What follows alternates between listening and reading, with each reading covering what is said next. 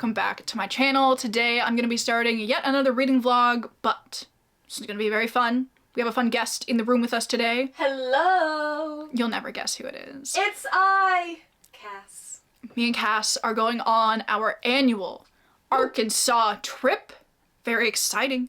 We're going to go to a cabin. We're going to do some reading. We're going to do some cozy fiber arting. We're going to do maybe some stuff outside. Sounds kind of gross, honestly. No, actually, I'm very excited. We're gonna go ziplining. We're gonna do some hiking, maybe. So that's all gonna be good. But obviously this is still a reading vlog, so I do have some reading plans that I'm going to be going through in a minute here. I also am planning to show you guys my current knitting projects. So I hope you're ready to hear about that. So let me show you the couple of books that I'm planning to read this weekend. So first of all, I do have a book that I'm very excited about. I've been wanting to jump into this book for a while, and it is finally time that I jump into Hazelthorn by C.G. Drews. This is from the author of Don't Let the Forest In, which I read back in September and absolutely loved it. I gave it 5 stars. I don't give out that many 5-star ratings, so I was very excited for C.G. Drews' next book. I believe this is about a main character that lives in this mansion in New England, which is called Hazelthorn. I think it's rather weird, rather decrepit. Some odd things are going on specifically in the garden of this house. So very botanical horror. I would also assume there's a lot of body horror in this just based on what Don't Let the Forest In was like. So I'm very excited to get into this one. I don't read a ton of YA anymore, but I love a YA horror book. So I feel like the vibes are gonna be stunning and I cannot wait to get into it. And then, very much switching gears, another book that I'm planning on reading is Network Effect by Martha Wells. Both of these are on my 10 before the end TBR for the year, so I'd like some props for that. Thank you very much, thank you very much. Yeah, you better give her props. Everyone right now. You better have clapped.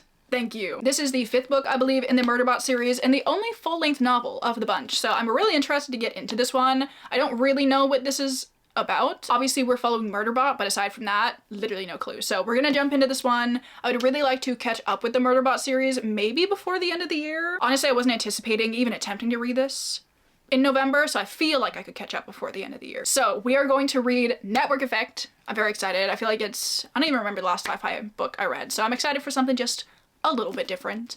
And then, because it is quite the trek to get down to Arkansas, me and Cass are going to be listening to an audiobook on the drive down. What's it called?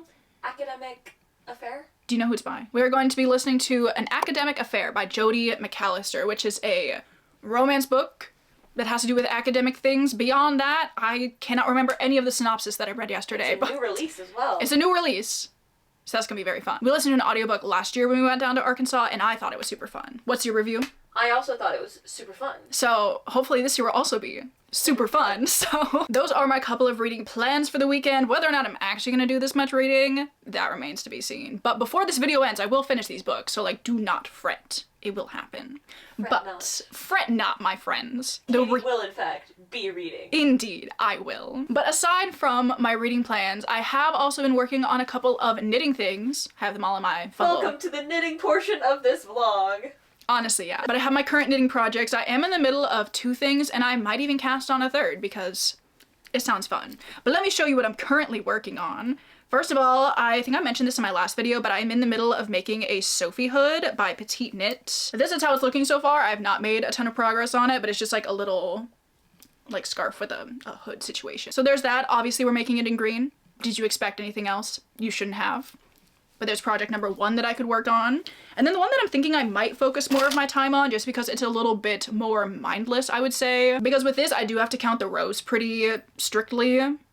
I have to like mark it off on a paper, it's a whole thing. But with this one, I did start another step-by-step sweater because I just, you know, love making the same thing over and over again. But I'm making my next one out of this beautiful Noro yarn. I love the color changing that is happening here. I have restarted this like 3 times now. I literally don't want to talk about it, but I decided to like freehand some things on this. Not my best plan, but I feel like I'm getting somewhere now. I feel like it's looking cute. I did like a little 2x2 rib with like a little rolled hem on the top, which I think is very cute. I'm gonna like do the same for the other finishings on like the sleeve and the hem. So we'll see if I work on this. I literally only have the 1 skein. This is all I have of this yarn. I just wanted to like make part of the yoke and see if I like how it's looking. I feel like I'll probably go buy more of it. Maybe. So I want to work on this. Maybe use up the rest of my skein. And then my last option is to cast on my Cumulus blouse, also by Petite Knit. I did not mean to make 2 Petite Knit patterns at the same time, but it doesn't really matter, does it? But I know I have some different yarn that I said I was going to use for this, but there was this yarn website that was having a sale and all of these skeins were like $2, and I was like, should I buy more green yarn? Obviously I should buy more green yarn. So it's like this really beautiful, I think it's called like Green Tea Heather is the color. It's from Knit Picks. It is beautiful. I love the color. It's like the perfect weight for the Cumulus blouse as well. So we'll see if I cast this on. I don't know, I might focus my efforts on things that I've already started, but those are kind of like my options while I'm there. I got some things I could potentially work on. So I feel like that's everything I have to tell you about before we get going. We are gonna leave in like an hour, maybe. I ended up having to take my car into the shop this morning.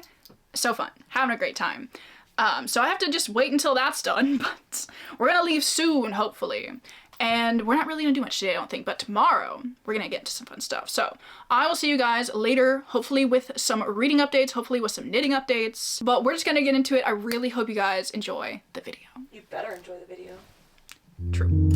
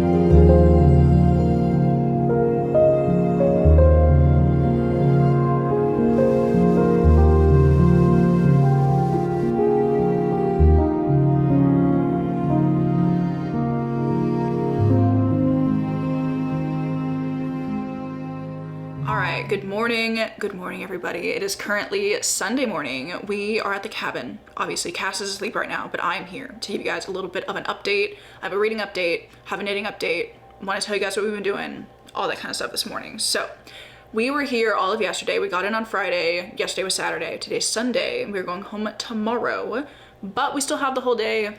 We have some fun plans for today, but we also did, you know, like do some fun stuff yesterday. We went for a 5-mile hike, which I don't think either of us were expecting it to be 5 miles, but it did end up being 5 miles. And it was so beautiful. We were walking next to this lake. I don't know what the lake was, but it was, I love some water. There was this really nice bridge that went across it. I must say it was a little bit toasty yesterday. The fact that it was like 75 degrees in November, I was like, you couldn't have given me nice weather for my 5-mile hike.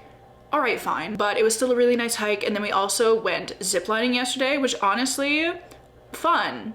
Maybe a little expensive for what it was, but like still a good time. So all of that was just really fun. We had like a nice, you know, outdoorsy as we're gonna get kind of day, you know what I mean? I have also been doing a little bit of reading. I've also been doing a little bit of knitting. Let me show you my knitting update first, and then we will talk about Hazelthorn. Because last night me and Cass watched a couple of things, actually. We've just been watching like so much random stuff while we're here. I made her watch the Wendigo episode of Supernatural. It's like the second episode of Supernatural, because there is this guest book that's at this cabin, and when we were here a couple of years ago I read about like a Wendigo and I looked it up and I was really freaked out. And then I watched season 1 of Supernatural and there's a Wendigo episode in it. I was like, oh my god, it reminds me of the cabin. I should watch it while we're at the cabin. So I made Cass watch that, and then we were both very scared when we were going to sleep because we're little children, I guess. But it was fun. We've been watching like a little bit of Supernatural. Mainly I've been making Cass watch a little bit of Supernatural. I've just been rewatching a couple of episodes from season 1 while I've been like working on stuff, so that's been really nice. I'm currently on like season 5 actually on my watch through of it, but I just need like background noise, so I thought you know, supernatural would be like kind of fun. But we also watched Divergent last night because the cabin has like a couple of DVDs here and Divergent happens to be one of them. Don't be fooled though, the DVD was not in the Divergent DVD case. So we ended up finding somewhere else to watch it. But like once we were introduced to the idea of rewatching Divergent, we were both like, yeah, absolutely, we need to do that. So we rewatched Divergent last night, which was very fun. I was a big, huge Divergent fan when I was in middle school. Loved it so much. I think I was honestly just obsessed with 4, obsessed with Theo James. I was a simple woman, I'm sorry. But that was really fun. And then we just watched like some shows and stuff after that. But I did cast on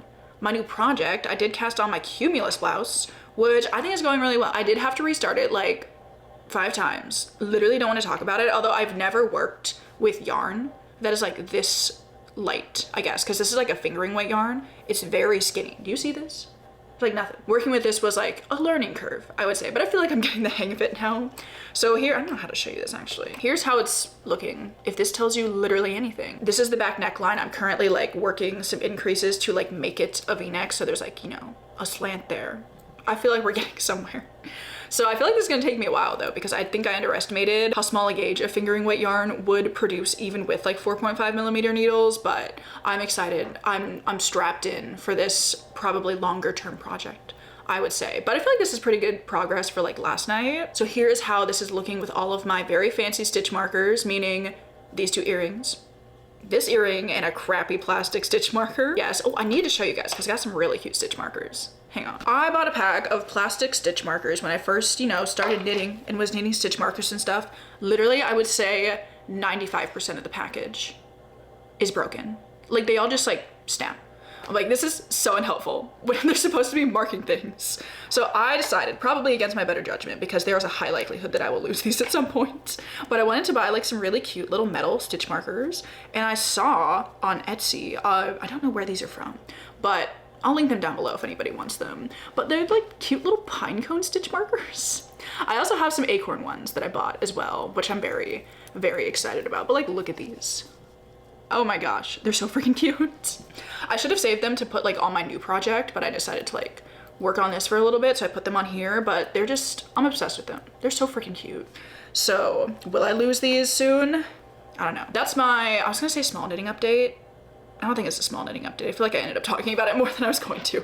But I have also done a little bit of reading while I'm here. I haven't done like a ton of reading, but I still wanted to give you guys a little bit of an update because I feel like I have a grasp on what Hazelthorn is about. So I have done a little bit of reading. I'm currently on page 80 and I'm really liking it so far. I feel like I can tell already that I'm not gonna like this one quite as much as I like Don't Let the Forest In, but I'm still really enjoying the general like vibe and atmosphere of this book a lot. So I'm excited to read some more of it, but we're following our main character, Evander, who has been living in this mansion, which is called Hazelthorn, for 7 years, maybe? Ever since he was 10, he's been like trapped in this mansion, shut in his room. He's like told that he's sick. There are a lot of surgeries that have been performed on him that he's not really sure why. He takes this medicine every night, but he doesn't really feel like anything's wrong with him. But his guardian has basically been telling him like, you need to do these things. Like, trust me, these are gonna help you get better. Like, just keep doing them. Don't ask questions, basically. So I'm like, already scary vibes there. Anything like medical like that, like unneeded medical procedures, terrifying. Like, terrible concept. I hate it. But at the beginning of this book, his guardian ends up dying. Evander like goes to see him in the garden, which he's never supposed to go into the garden. His guardian's always like, you're not allowed in the garden. Actually, you're not allowed in like the rest of the house, basically. Stay in your room, but like also really don't go into the garden. But Evander's room is unlocked one night, so he ends up like, you know, going around, seeing what's up. He goes into the garden, sees his guardian, and his guardian's like, you know, get the hell out of here. Right before he ends up croaking. Quite literally, he ends up having this like thing in his throat that Evander can see. It's really weird. His veins turn black. It looks like he's been poisoned. But when they get the autopsy, like the cause of death back from the medical examiner, that's the word, they say it was an aneurysm. So Evander is immediately like, I actually don't think so. I'm gonna set up a murder board and figure out who the hell did this to my guardian, who low-key sucks, but I'm gonna like figure it out anyway. So I feel like there's gonna be like a little bit more like murder investigation going on later in this book, but also they write out the will and the guardian left everything to Evander, even though he has this grandson whose name is Laurie, who is also a major player in this game. Him and Evander have like major beef, but there's just a lot of tension going on in Hazelthorn right now. Okay, so that's kind of what we're focusing on, murder investigation. angst between these two main characters. I believe the sister of the guardian is like coming in to watch over Evander until he turns 18 and can like collect the money, but she's like, actually, I'm gonna have to do some sabotage because I want this money too. We're talking like millions of dollars here. I'm like, fair enough, actually, can't blame me for it. In this economy, absolutely. But all of that's good. I'm liking the plot, I'm intrigued, but like the main thing that I'm really liking about this book so far is just like the descriptions of this house, which is not surprising in the slightest. Obviously, I love a creepy, decrepit house, but like the descriptions, the way that this house is portrayed to you, it just feels like a kind of like a dark Ghibli movie kind of vibe. But especially in some of like the spaces that our characters live in like Ghibli movies, it's always very cluttered, but like in an aesthetic way, I guess I would say. Think Hal's moving castle, Hal's bedroom, just absolute clutter, but like you love to look at it kind of way. Because this mansion, it's like very decrepit because it almost seems like nature is trying to take back this mansion as our characters are living in it. So there are like leaves everywhere and dirt everywhere, but you know, it sounds gross, but I also feel like that is the perfect vibe for this book. Just like a little bit gross, but also you kind of love it. I don't know if my Ghibli analogy makes sense now that I'm saying it out loud. Like it makes sense in my head, but I'm like, did I describe it well? Did I portray it well? I don't know. I feel like it makes sense to me. So like, that's all good. But I love the descriptions of the mansion. It is huge, it is twisting. There is this weird garden in the back that, you know, obviously our character is not supposed to go in, but he has gone in it a couple of times, and like all the plants are just like begging to be let into the house, and like there's garden soil everywhere, and like it's also like very cluttered in an aesthetic way, if that makes sense. I also obviously love C.G. Drew's writing. I do think there are so many times where I'm like, this is so dramatic. Like the way that things are portrayed, I'm like, this is over the top dramatic, but I just kind of love it in this scenario. I just feel like that is what C.G. Drew's is going for. And I respect that because I feel like she can just pull off that vibe so well. The way that some like things and feelings and emotions are described is just so visceral, and it's so dramatic and like a 17-year-old way. I just feel like it's portrayed really well because our main characters are like 17, so I'm like, yeah, I'll let that slide. But yeah, I'm really liking it so far. I'm only like 80 pages in, so I'm not even close to being able to like finish this while we're here, but I will be finishing this when we get back. But yeah, just want to give you guys a quick reading update, a quick knitting update, tell you guys what we have been up to. I will see you guys like maybe tomorrow, maybe when we're back, I'm not sure, but I will see you guys soon with another update.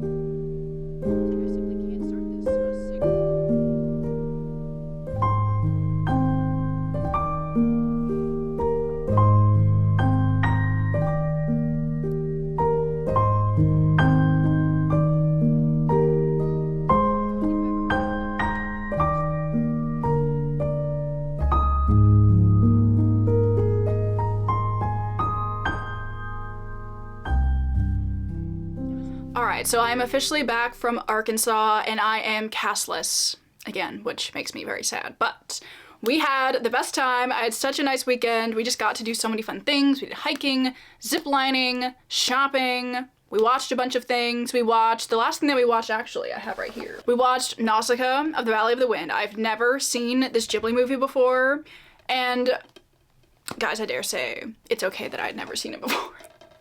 I didn't really like it that much. I don't think me or Cass were really vibing with the movie. It was just a little bit, dare I say, boring. I'm so sorry. It feels like blasphemy, honestly, saying that about a Ghibli movie, but like I really was not vibing with Nausicaa. It was beautiful, obviously stunning to look at, love the Ghibli animation, they never miss. But like, would I say I loved the movie? Would I say I'd ever watch it again? No. But I do still have plans to continue to watch more new to me Ghibli movies. I haven't watched a single new Ghibli movie this year, so, well, I have now. I need to watch another one. Hopefully I can find one that I like, because last year I started watching like some new to me Ghibli movies, and I found two that I loved, which are Castle in the Sky and Whisper of the Heart, so I'm like, there must be another one. There must be another banger in the bunch, and I need to find it. So if you guys have any recommendations for your favorite Ghibli movie that you think I need to watch, please let me know. I have seen quite a few of them at this point, but there are a few that I have not seen, so just let me know. So that's kind of what we got up to this weekend. Honestly, we kind of just did all of the normal things that we do when we hang out, but this time we did it in a cabin in the middle of the woods, which, you know, it makes it cozier somehow. Just trust me, it does. So we also, I do have, kind of to transition us into a reading update, I totally forgot to tell you guys about An Academic Affair by Jodi McAllister, I think is the author's name, which we listened to half of it on the way to Arkansas, and then we listened to the rest of it on our way back from Arkansas, and it filled up the time so perfectly. So I didn't give you guys like any midway through updates, because when I was filming that update the other morning, I literally just forgot that we had like listened to half of it. But maybe it's a good thing that I waited until the end to give you my thoughts, because I feel like my thoughts changed a lot over the course of the book. I would say the first half that we listened to, I really, really enjoyed. It was super fun. Basically, the whole setup of this book is that we were following two kind of academic rivals, Jonah and, oh god, what's her name? I want to call her Sophie. Maybe her name's Sadie. I think her name is Sadie. And they've been academic rivals for like as long as they can remember. Ever since their first year of university, they have just like butted heads, hated each other, constant bickering, but they're always in each other's orbit somehow. And the first chapter of the book kind of gives you a little bit of a taste of some of the arguments and the reconciliations that they've had over the years. But at the current point that this book is following, they're out of school, out of grad school, have their PhDs, all of that good stuff. They are like, you know, literature scholars or whatever you want to call them. And we are following their struggle to find jobs in the academic space, which is obviously, you know, it's rough times out there right now. So this job opportunity pops up that both of them are very qualified for, and they both definitely have very specific reasons why they are, you know, just absolutely hoping, praying, wishing for this job. Our main character Sadie mainly focuses on popular literature, so it's kind of like looked down upon by a lot of people in the academic sphere. There is obviously that conversation about the snobbery that can go on based on the kind of books that you enjoy reading, which I can only imagine is amplified by like 1,000 when you're studying it like in an academic setting like that. So the fact that this job popped up and they are specifically looking for people who specialize in popular literature, Sadie's like, oh my god, like I need this so badly. Also, while we were like talking about all of that, I found out that she loves the Anne of Green Gables series, and her favorite book is the third one, Anne of the Island, and I was like, taste. I don't really love Sadie as a character, honestly, but the fact that Anne of the Island is her favorite of the Anne series did give her a few more points in my book, I must say. So obviously only one of them ends up getting the job, but there is this stipulation in their contract for this thing called partner hire, which is basically where if you have a partner and they are also qualified for the job, you can both get the job. And I'm like, in what world? I don't know anything about how any of that works. Maybe it's a real thing, but it sounds absolutely ridiculous. But obviously, for the sake of the plot, our main characters are like, what if we, just for the job, like no real feelings attached to it all, like don't worry, what if we just for the job got married so we could like both live out our academic dreams and fulfill our personal goals for ourselves as well. So marriage of convenience kind of ensues. I love a marriage of convenience. It is always such a fun time. And that's kind of what we're focusing on for the first half of the book, and all of that was fun. I do feel like it took us a little bit to kind of get into it. I feel like when I hear marriage of convenience, I expect the marriage to happen within like the first 100 pages of the book, but I feel like we had a lot of lead up to it. Like there was a ton of lead up to this like actual thing happening. So I feel like the beginning was moving a little bit slowly, but I still enjoyed it. I loved the bickering between our two main characters. It was so fun. They're just constantly at each other's throats, but like they literally cannot escape each other within this like academic sphere that they're both in, which is very small. And they just have so much history, like more than a decade of history at this point. So like they're just so comfortable around each other, but like they hate each other. So like good stuff right there.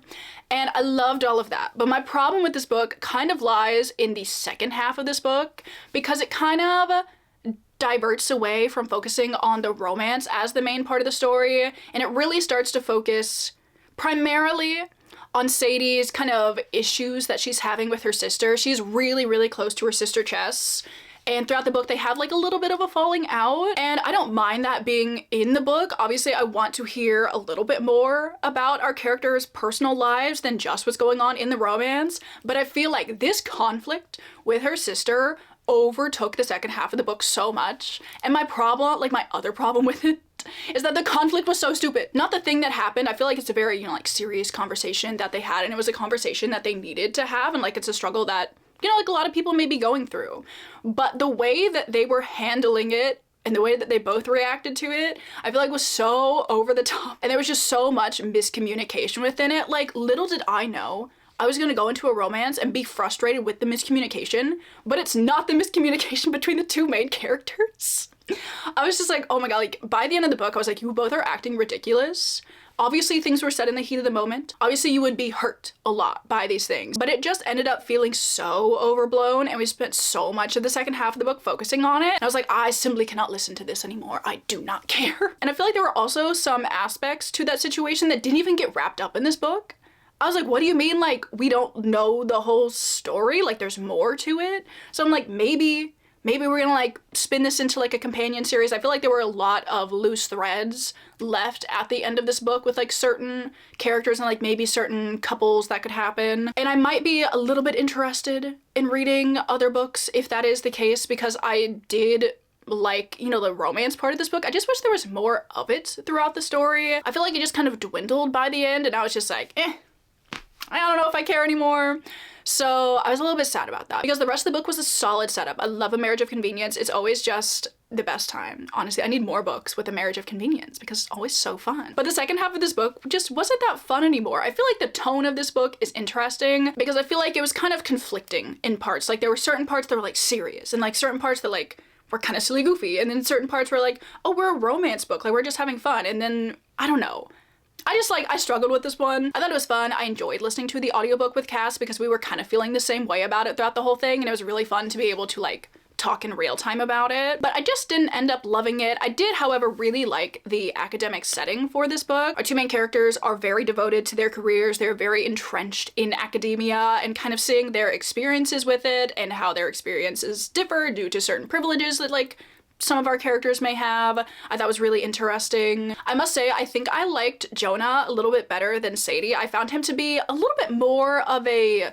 better fleshed out character. I feel like he had some better character development than Sadie had. I feel like Sadie was kind of acting really like stubborn and ridiculous through a lot of this book. So I was like, I don't really know if I like Sadie that much. Aside from the fact that Anne of the Island is her favorite Anne book, I don't have anything else good to say about her, I must say. Yeah, those are kind of my thoughts on An Academic Affair. I'm not mad that I read it, but I have some issues with it, I would say. There's, you know, one finished book in this vlog, but I do have some more exciting updates for you guys because I have read some more of Hazelthorn. I'm currently on page 208, so I've read maybe like 100-ish more pages of this book, and I am still continuing to love it, honestly.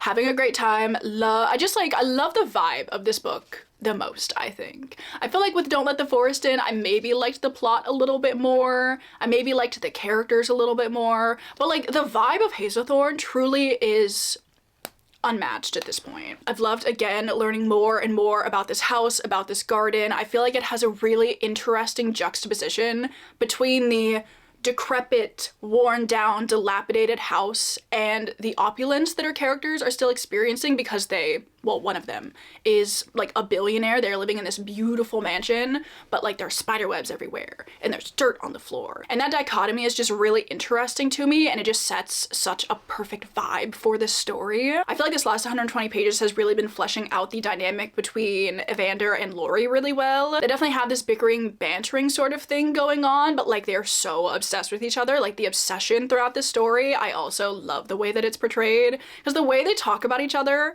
is, again, just like so dramatic, but in a way that just works so well for this kind of story. I also have really been enjoying, I don't know if enjoying is the right word, but like the body horror in this book. Disgusting, honestly, but like in the best possible way. There are definitely a lot of things that our characters have done, a lot of things that are happening to our characters that are just like absolutely nasty. Just so nasty. But it's just that planty, botanical, body horror kind of vibe, which I have come to realize I really enjoy. If you guys have any books like with that kind of vibe to it, please let me know, because I love anything that's like very like nature turning against you kind of thing, like nature like growing in you kind of thing. I feel like this book definitely hits on that, and I very much like that. But I'm excited to read the rest of this book. There are definitely a lot of things that have been brought up, a lot of things that I believe are leading to some reveals that I have theories for. I am very unconvinced that my theories are right, but like there have been like a couple of pieces of information, a couple of things that our characters have said or almost said that I'm like, what does that mean? Like literally, what does that mean? So I'm very excited to read the rest of this book. I'm probably gonna finish it up today because I need to know what is going to happen next. And I'm enjoying it so much. I'm enjoying it so much. I don't think I'm enjoying it quite as much as Don't Let the Forest In, but these books have like a very, very similar vibe. So like I'd say if you have read one, do read the other. And then I have not read any of Network Effect yet. I think I am gonna listen to some of this on audio today, maybe. I did find out that my library has the audiobook for this available, so I went ahead and borrowed it. So I probably will read a bit of this on audio, which I'm excited about, because I want to work some more on my Cumulus blouse. I'll give you guys a quick little knitting update, show you how it's looking.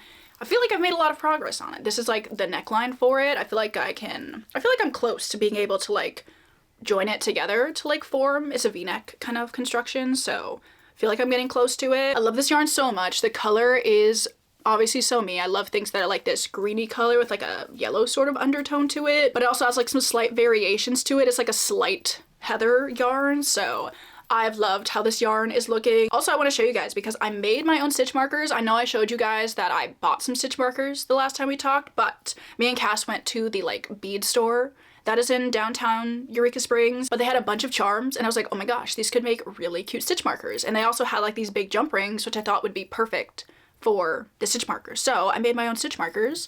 So these are very cute. They have a little cherry and then a little acorn. And then the other two that I got, because some of these are just repeats. This little shamrock, which very much reminds me of Cass. If you know, you know. And then a little pumpkin, which I thought was very cute. So made myself some stitch markers. I am obsessed with these stitch markers. I think they're so cute and they just make the project look so fun. So I've been using those, been very happy about using those. So there's the knitting project that I've been mainly focusing on. I did not do basically any other work on any of my other projects this weekend, but I'm excited that I finally started this because I've been wanting to make the Cumulus blouse. So I think that's everything that I have to share with you guys this morning. Those are all of the updates. As I said, today I'm gonna focus on finishing Hazelthorn, reading some of Network Effect, and then hopefully I can be finished with both of these books tomorrow. That is the goal. So I will see you guys maybe later tonight after I finished Hazelthorn. I'm just so intrigued. I'm so intrigued by this book. So I'm gonna be finishing this up today for sure. So I will talk to you guys later.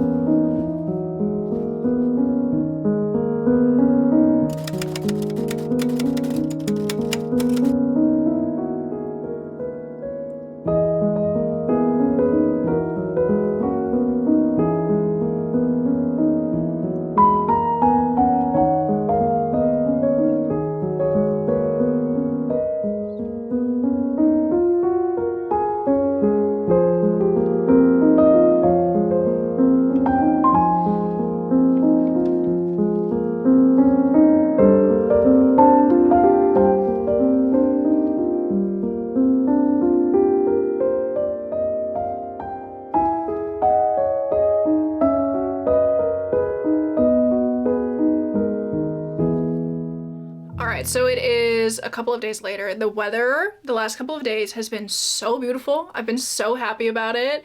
It is so gloomy, so rainy, so cold. Literally the perfect November weather. I couldn't ask for better weather right now, honestly. The fact that it was like 75 degrees when we went to Arkansas last weekend, and now it's just like this.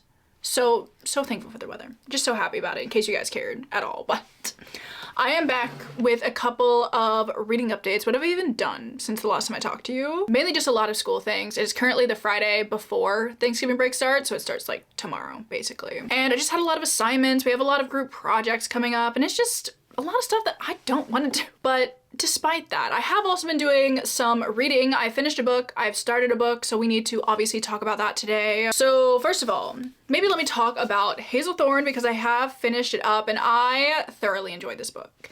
I feel like, I don't really know if I have much else to say about it, because the last part of the book is very like what am I gonna tell you about it?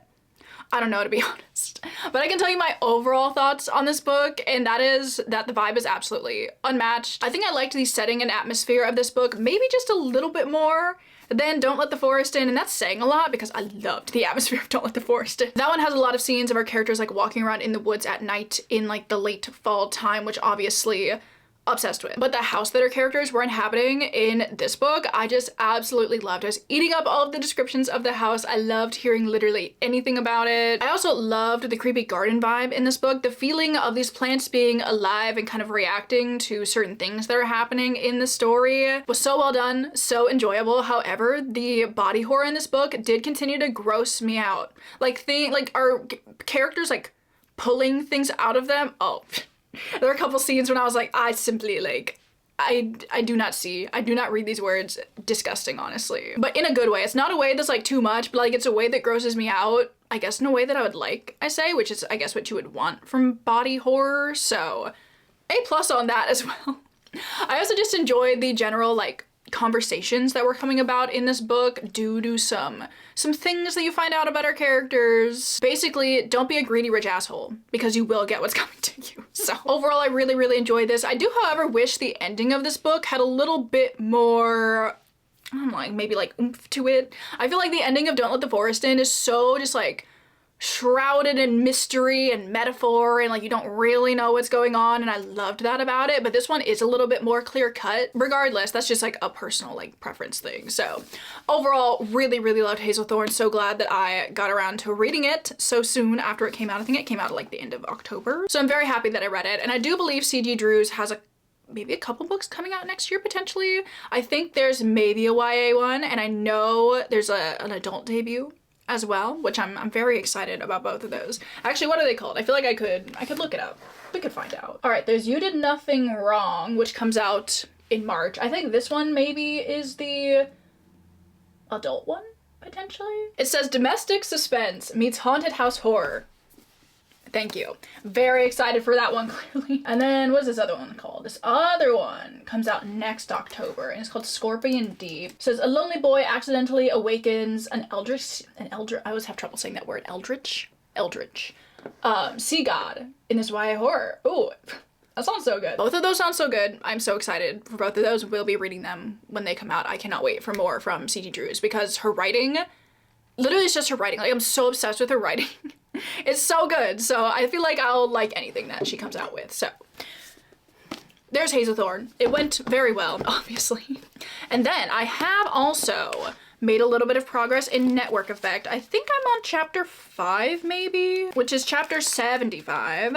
I feel like this book really just like throws you right into it, honestly. But in this one, we are following Murderbot as it is working with some humans that it is very close with. I feel like throughout the entirety of the series so far, it's kind of been like, you know, like random people that it's working with. Like there's some like recurring human characters in it, obviously. But so far we've been focusing on different interactions that Murderbot has been having with various humans, various other robots, various just like AI things in general. So I'm very excited to follow Murderbot as they are like with these humans that it is known for a while, and kind of see the trouble that they are getting themselves involved in. There's already been some trouble brewing in like this first 75 pages. I feel like it was like, bam, we're getting into it, hostage situation. I was like, all right, yeah, sure. I don't really have much else to share about it, honestly, aside from that though. So this is a really crappy update. I feel like I struggle when I talk about later books in series and vlogs and such, because at some point I'm like, what do I say?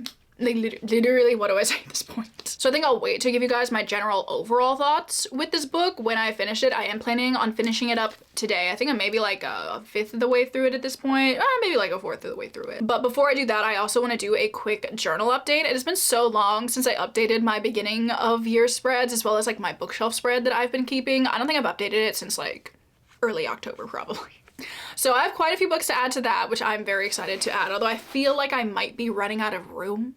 I did a count and I think I'm only gonna have like 1 or 2 spaces left for books for the rest of the year, which clearly is not gonna work. So I'll need to sort that out. I don't really think I want to make like a whole other bookshelf spread. They take a long time to do and I just don't know if it's worth it for like 10 or so, like 10 or 15 book slots. So I need to come up with something a little more casual, a little more low-key, you know what I mean? So I need to stew on that for a while. Probably show you that at some point. Well, I will show you that at some point. But that's not a problem right now because I haven't filled it up yet. So I'll stew on that for a while, but I think that's all I have to share with you guys in this update. I feel like I haven't really had that much useful to say in this update, but hopefully I will later when I come back and I have finished that work effect.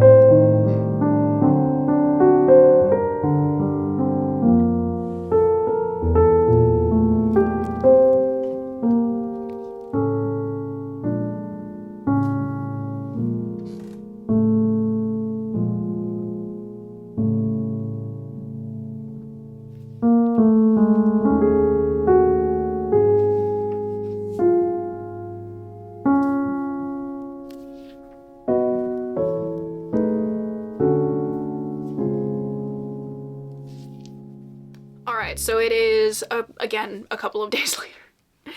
It was my initial plan to finish Network Effect like a couple of days ago, and then I proceeded to not do that. So I am back in my disheveled state. Do not mind how I'm looking this morning. This is just as good as it's getting, but I wanted to give you guys some, or just my singular final reading update. I also, yesterday, I didn't film any of this because it was like really dark in here and the lighting was gross yesterday. The weather was stunning. The lighting was not. So I decided to like go ahead and do like a little bit of a bookshelf reorganization, sort of. It was like more like a bookshelf revamp. And like, how many times can I film a bookshelf revamp? I feel like I move things around on my bookshelves weekly, so like I can't film it every time. I don't know why I'm trying to justify the fact that I didn't film it, because like it doesn't matter.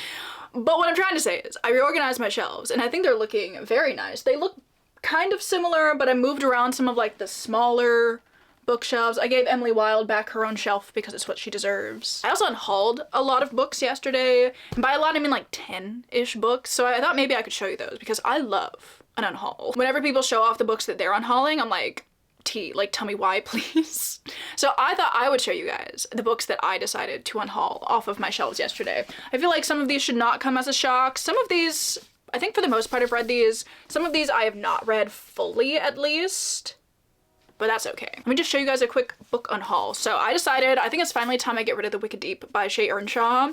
I read this a couple years ago. I really liked it. I feel like this is the perfect spooky book for summer, like a really good summerween read if you want a good summerween recommendation in the middle of November for whatever reason.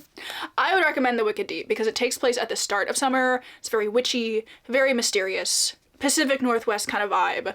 Big fan of this one, but like, I just don't need it. Although I forgot one of the reasons I really like this book, now that I'm holding it, is under the dust jacket there's this cool like moon and star situation, which is beautiful. Does it continue onto the back? Oh, it does.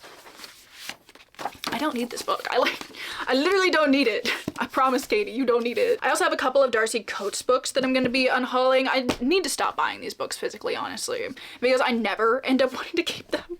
They're just always so cheap at half price. They're always like $5. I'm like, yeah, I'm gonna buy this Darcy Coates book. Maybe I'll like it and keep it. No, haven't done that yet. So I'm gonna be getting rid of The Hollow Dead and The Twisted Dead, which are the 3rd and 4th books in the Gravekeeper series, respectively. And I really like both of these, but like I don't have the first 2 books in the series, and I'm probably not gonna go buy the 5th one. So why I bought these, I don't know. I think I was kind of just trying to motivate myself to read them. So it's like, I'll get physical copies so I don't have to keep borrowing them from the library. And now that I've read them, I'm like, why do I have these books? So I will be putting these back into the book distribution system, which is just my Pango. I'm gonna put them really cheaply on my Pango. I'm also gonna be unhauling The Carol Haunt by Darcy Coates. I liked this one. It was fine. I feel like there are things I would change about it, honestly, but I think it's probably my favorite Darcy Coates, like, haunted house book that I've read so far. But, like, would I ever reread it? No, I would never feel compelled to do that. Another one which I tried, I did start this book, but I simply cannot get past the incest. I'm sorry, like, actually I don't know why I'm saying I'm sorry. I know it's a common gothic trope, and it does show up in a lot of gothic things, and I get like the reason for it. But with this scenario, it's just like, it introduces it so early on into the story. I'm like, I can't do this right now. So as much as I was liking the like modern day timeline in The Bewitching, the rest of it, I was like, I simply don't know if I can do this right now. I do also have an ALC of it, like an advanced listener copy from, what was it, Libro FM's influencer program. So if I ever do want to continue it, I would probably listen to it on audio. I want to read one of Silvio Moreno Garcia's books. I feel like there's so many that I've been interested in, but I never prioritized them. So hopefully, maybe next October, I will finally read Mexican Gothic. I could read some of the other ones that I can't think of right now. But this one was just not working for me right now. And that's okay. I'm also going to be unhauling a book that I read recently that just disappointed me so much. And I'm so sad because the cover of it's so cute, but like The Late Night Witches needs to go. But this book just really disappointed me so much. And I've talked about this with like my patrons. A bunch of them didn't like it. I'm like, okay, so I'm not crazy, I guess. But this one just didn't end up working for me. It's like, it was witches with vampires set on Prince Edward Island. How did it not?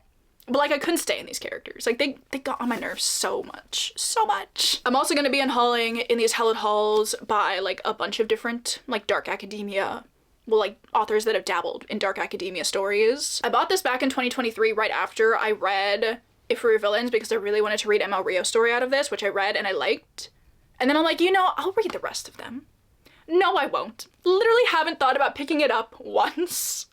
So I don't need this, and it is a beautiful book, and I feel like somebody else would love to have this. I also did dismantle my Dark Academia shelf that I had on like this shelf back here, so it doesn't even fit in my Dark Academia shelf anymore.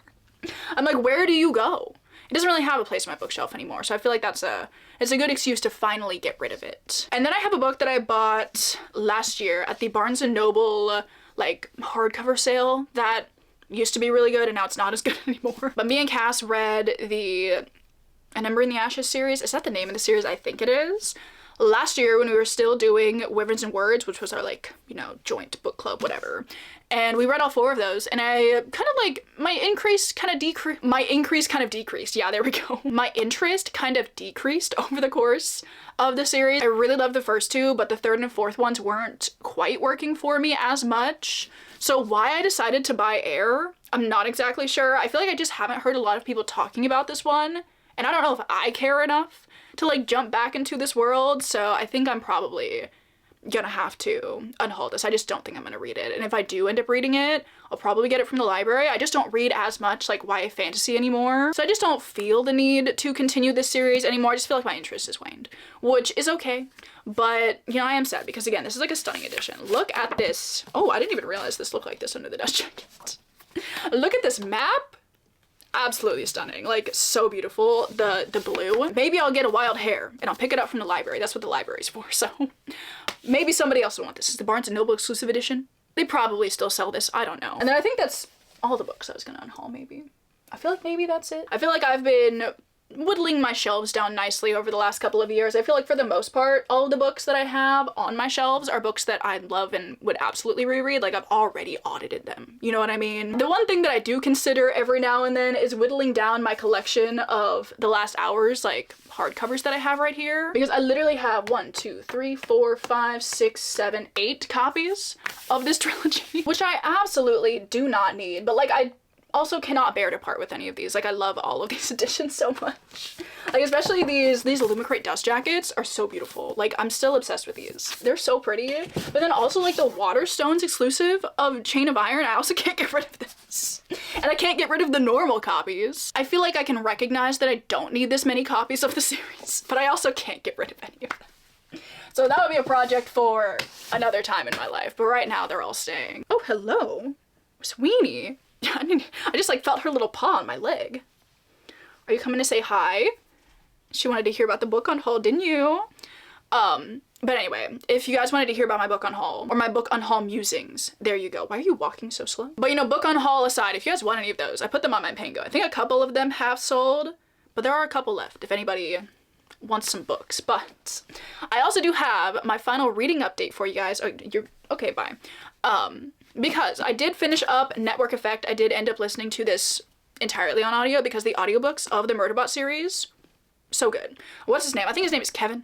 I don't know, Kevin or Free? That might be his name. He kills it with the Murderbot series, I must say. I just feel like he has the right amount of like kind of sounding robotic, but still sounding like a human that just perfectly captures how I envision Murderbot, so it's so good. But overall, I really liked this installment in the Murderbot series. I feel like there are benefits and drawbacks to this being a kind of full-length novella in the series. I kind of like the brevity of the other books in the series. I feel like they have a point, they get to it, it's exciting, it's fun, it's fast-paced. I like that this one has more time to kind of flesh out certain plot points and like feelings that Murderbot is having, but I also just like the snappiness of the other books in the series. So it's just like a different experience, obviously. I feel like I can't tell you a ton about the plot of this one aside from the fact that we are in a hostage situation and we end up visiting some characters that we've met previously in the series, which was very fun. I really liked watching Murderbot's dynamic with some of these other characters develop over the course of this book. I also just really enjoyed the range of emotions that Murderbot was experiencing because obviously, you know, like he's a robot, theoretically. And prior to it hacking its own governor module, obviously it didn't really have, you know, any room to experience any emotions. There wasn't any purpose of it having emotions, but now that it has kind of got this free will, it's just doing whatever, developing relationships with people, other things, other robots, other constructs, whatever. It's just a very new experience for it, so kind of watching it deal with those more complex emotions, and this one specifically, such as grief, irrationality, anger, sorrow, just these more complex emotions that were brought out due to like the extended events that were happening in this one, I really enjoyed that. So watching Murderbot deal with those emotions and being like, I'm fine. Like, I'm not even feeling an emotion right now. I'm fine. Don't ask me. I'm fine. Was so funny. But yeah, I really like this one. I don't think it's one of my favorites in the series, but I just really enjoyed experiencing Murderbot in a slightly different way, shall we say. And I think I'm definitely going to try to read, I can't see it. I don't remember what the 8th one is called. The 7th one? I think it's the 7th one. Was it System Collapse? Maybe that's it. I do want to try to read System Collapse before the end of the year so I can be like caught up with Murderbot. So That was my current goal, but I really liked Murderbot. It was really, really good. So that does conclude all of the reading that I wanted to do in this video. I've read the 3 books that I set out to, which is always good. So quick recap, I read Network Effect, which we literally just talked about. Really enjoyed it. Hazelthorn, which was so good. I'm so happy that I loved this one so much. I also feel like my shirt really goes with this book super well. And then me and Cass also listened to An Academic Affair, the entire audiobook, which would say is my least favorite book of the video. It was fine. I have a lot of issues with it, honestly. I'd love to know, specifically on that one, if any of you guys have read An Academic Affair, what did you think of it? Did you have any of the same issues that I did? But I'd love to know if you guys have read it and if you feel the same way. Also, since the last time I talked to you, I have knit a little bit more of my Cumulus blouse. I feel like I'm making some good progress here. I can like kind of put it on a little bit and show you how it's gonna look. So it's gonna like join here and have like a little, you know, like raglan kind of setup situation here. So I think I'm getting close to where I can join the v-neck and like be done with doing pearls on this and I can just knit in the round, but this is kind of how it's looking. I feel like I've made good progress considering when I started this, and it's been a really fun knit so far. So I am excited to work on this some more, but I am gonna give my arms another rest. So that will be, do not worry about me.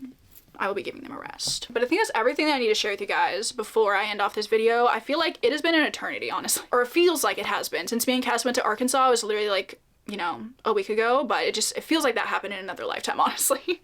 So I can't believe that that's in the beginning of this video. But I really hope you guys enjoyed just all of this. I hope you guys enjoyed seeing what me and Cass got up to in Arkansas. I hope you just enjoyed hanging out with me for the week. I feel like it has been such a nice week. I've read some good books.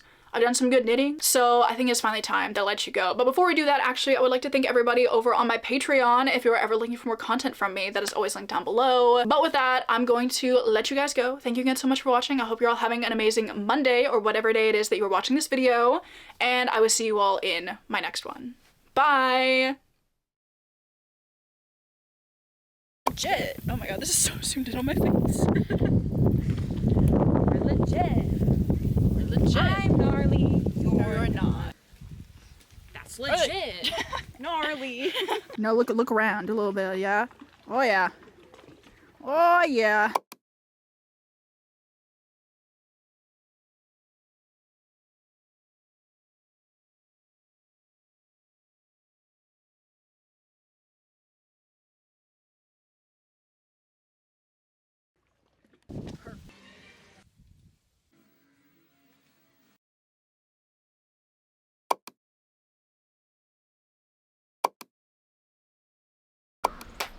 Entreat me not to leave thee, or return from following after thee. Whither thou goest, I shall go, and where thou lodgest, I shall lodge. Thy people shall be my people, and thy God my God. Where thou diest, will I die, and there will I be buried. The angel do so to me, and more also, if aught but death part thee and me.